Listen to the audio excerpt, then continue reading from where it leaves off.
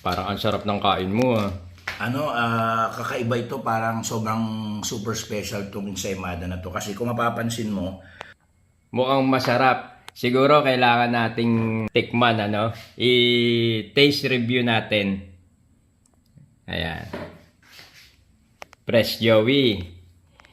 Go. so ibubuksan natin yung isang ensaymada na galing sa Ubando, Ianski de Victorias. Yansky de Victoria. Okay. Kung mapapansin natin, no, meron siyang peelings.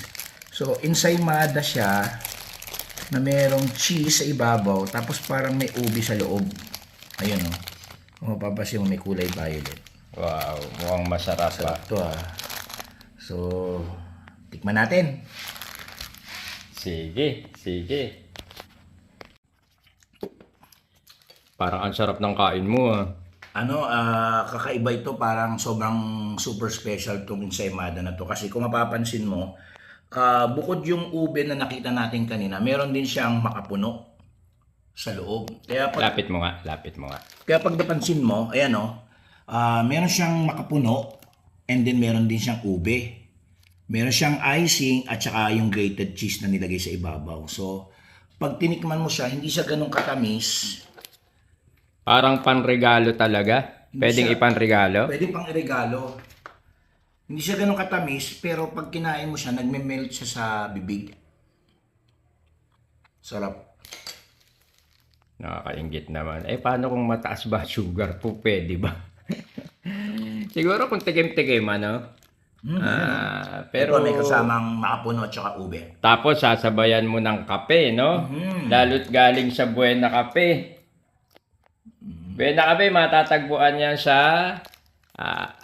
Barangay Abangan Norte, Marilao, Bulacan. Along MacArthur Highway lang yan. Tama-tama. Ensaymada ni Ianski Victoria, gawa sa Ubando, Bulacan. Maya-maya ako naman ang titikim niyan. Kasi mukhang lugi ko sa'yo eh. Parang ang sarap niyang kinakain mo. Tara, kain tayo. Bagay na bagay siya, partner, sa Buena Kape. Ito, specific makikita nyo dito sa may Along MacArthur Highway, sa may SM Hypermarket. Katabi lang siya ng Deca Homes. So, pagpasok mo doon, nasa gilid lang siya.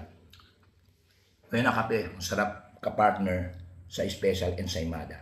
Ayan. Food review mula sa Eat Pilipinas.